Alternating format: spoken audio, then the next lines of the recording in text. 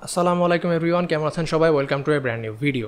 আজকের ভিডিওতে আমরা 60,000 টাকা বাজেটে একটা পিসি বিল্ড নিয়ে কথা বলবো। আপনারা অনেকেই রিকোয়েস্ট করেছেন 5600G দিয়ে একটা কমপ্লিট বিল্ড আপনাদের সামনে তুলে ধরার জন্য।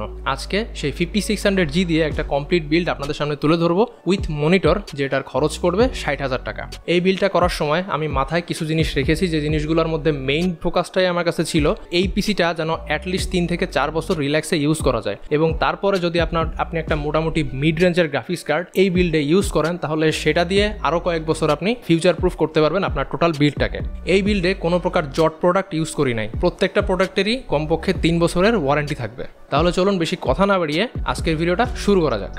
আজকের বিল্ডের প্রসেসর হিসেবে রয়েছে 5600G, যেটা নিয়ে বেশি কথা বলার কিছু নাই। এই প্রসেসরটা সম্পর্কে সবাই সব কিছু জানেন। তারপরেও শর্টকাটে যদি বলতে হয় তাহলে বলবো এই প্রসেসরটায় রয়েছে 6 কোর 12 থ্রেড এবং রয়েছে ইনবিল্ড ভেগা 7 গ্রাফিক্স, যেটা দিয়ে মোটামুটি মিডিয়াম সেটিংসে অধিকাংশ গেমগুলো আপনি খেলতে পারবেন। এবং প্রোডাক্টিভিটির কথা যদি বলেন, 4K ভিডিও এডিট করতে কিছুটা প্যারা খাইতে হইতে পারে, কিন্তু 1080pর যে ভিডিওগুলো রয়েছে সেগুলো খুব ইজিলি এডিট এবং রেন্ডার করা পসিবল।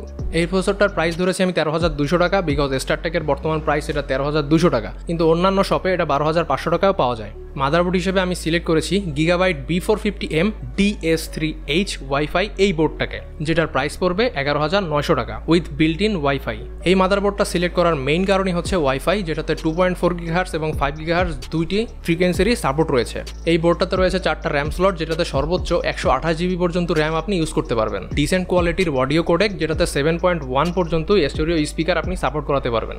রয়েছে একটি M.2 NVMe স্লট এবং 4টি SATA কানেক্টর। এছাড়াও রয়েছে USB 3.1 এর 4টি পোর্ট। সব মিলিয়ে বিচার করলে গিগাবাইটের এই বোর্ডটা এই বাজেট রেঞ্জের অন্যান্য বোর্ডের তুলনায় স্ট্যান্ড আউট করে, যে কারণে এই বোর্ডটাকে সিলেক্ট করা। তার সাথে ওয়াইফাই তো থাকছেই। র্যাম হিসেবে সিলেক্ট করেছি কর্সিয়ার ভেঞ্জেন্স LPX 8GBর দুইটি স্টিক, যেটা ডুয়েল চ্যানেলে টোটাল 16GB এবং 3200 MHz স্পিডে কাজ করবে। আমি যে র্যাম কিটগুলো সিলেক্ট করেছি এটা নন RGB। আপনি ইচ্ছা করলে আপনার যদি RGB পছন্দ হয়ে থাকে তাহলে আপনি এই সেম র্যামেরই RGB ভেরিয়েন্ট পাওয়া যায়, যেটার প্রাইস একটু বেশি। আর নন RGB ভেরিয়েন্ট আমি যেটা সিলেক্ট করেছি সেটার এই দুইটা কিট আপনার কিনতে হবে 5,000 টাকা দিয়ে। স্টোরেজ হিসেবে সিলেক্ট করেছি 1GBর একটি NVMe SSD, যেটার মডেল হচ্ছে HP EX900, প্রাইস পড়বে 5,400 টাকা। খেয়াল করলে দেখতে পারবেন ইদানিংকালে NVMe SSDর প্রাইস অনেকটাই ড্রপ করেছে, যে কারণে এখন আর আগের মতো বুট ড্রাইভ হিসেবে SSD এবং আপনার হার্ড ডিস্ক স্টোরেজ হিসেবে আমরা HDD ইউজ করতাম, সেরকম আর আগের মতো করা লাগতেছে না। আমরা 5,400 টাকার ভিতরেই একটা 1 টেরাবাইটের NVMe SSD পেয়ে যাচ্ছি, যেটা আমাদের জন্য আশীর্বাদ স্বরূপ। কেসিং হিসেবে সিলেক্ট করেছি FSP CMT 192 এই কেসিংটি। এই কেসিংটার একটা স্পেশালিটি হচ্ছে ইনবিল্ড 4টা ফ্যান ইনস্টল করাই থাকবে এবং এয়ার ফ্লো যথেষ্ট ভালো। কেসিংয়ের লুকসটাও একেবারে খারাপ না। সামনে 2টি USB 2 এর পোর্ট এবং একটি USB 3 এর পোর্ট পেয়ে যাবেন, যেটা আপনার কানেক্টিভিটিতেও যথেষ্ট হেল্প করবে। পাওয়ার সাপ্লাই হিসেবে সিলেক্ট করেছি থার্মালটেকের স্মার্ট BM2 550 ওয়াটের একটি পাওয়ার সাপ্লাই, যেটা 80+ ব্রোঞ্জ সার্টিফাইড। এই পাওয়ার সাপ্লাইটা সিলেক্ট না করলেও চলতো, একটু কম ওয়াটের পাওয়ার সাপ্লাই দিয়ে আমাদের কাজ চলে যেত, যেমন 350 ওয়াটের পাওয়ার সাপ্লাই, কিন্তু এই বিলটাকে ফিউচার প্রুফ রাখার জন্য 550 ওয়াটের পাওয়ার সাপ্লাই সিলেক্ট করা হয়েছে, যেটা 80+ ব্রোঞ্জ সার্টিফাইড। পরবর্তীতে যদি একটা গ্রাফিক্স কার্ড কিনে আপনি এই বিল্ডে ইনস্টল করেন তাহলেই হয়ে যাবে, আপনার আলাদাভাবে পাওয়ার সাপ্লাই কিনতে হবে না। মানে একদম শুরু থেকেই পেয়ে যাচ্ছেন 550 ওয়াটের সাপোর্ট। আপনি মার্কেটে অ্যাভেলেবেল যে কোনো 8GB গ্রাফিক্স কার্ড ইউজ করতে পারবেন, সেটা AMDর হোক, ইন্টেলের হোক অথবা NVIDIAর হোক। এই পাওয়ার সাপ্লাইটার প্রাইস পড়বে 5,500 টাকা এবং ওয়ারেন্টি থাকবে 5 বছরের, যেটা অন্যান্য পাওয়ার সাপ্লাইয়ের তুলনায় অনেকটা ভালো। আপনাদেরকে আগেই বলেছি আজকের এই বিলটা ফিউচার প্রুফিং ফোকাসড, অর্থাৎ যাতে আমি নেক্সট 3-4 বছর ইজিলি এই বিলটা দিয়ে আমার কাজগুলো করতে পারি, সেই জন্য এই বিলটা করা। এবং আপনারাও নিশ্চিন্তে যদি এই বিলটা করেন তাহলে নেক্সট 3 থেকে 4 বছর ইজিলি আপনার যে কোনো কাজ করতে পারবেন, সে গেমিং বলেন বা প্রফেশনাল ওয়ার্ক বলেন। আর গ্রাফিক্স কার্ডের বিষয়টা তো বললামই, এই বিল্ডে শুধুমাত্র 8GBর যে কোনো একটা গ্রাফিক্স কার্ড কিনে আপনি ইনস্টল করলে ইজিলি চালাতে পারবেন, বিকজ 8GB গ্রাফিক্স কার্ডগুলো সাধারণত 550 ওয়াট পাওয়ার সাপ্লাই রিকমেন্ড করে। এর সাথে আপনি 15,000 টাকা বাজেটে যে কোনো মনিটর যদি সিলেক্ট করেন তাহলে খুব সুন্দর একটা কম্বিনেশন আপনার তৈরি হবে এই বিল্ডের সাথে। আর মনিটর রিলেটেড যদি কোনো কোশ্চেন থাকে তাহলে আমাদের একটা ভিডিও রয়েছে, যেটা দেখতে পারেন, যেটা এই কর্নারে এখন শো করতেছে।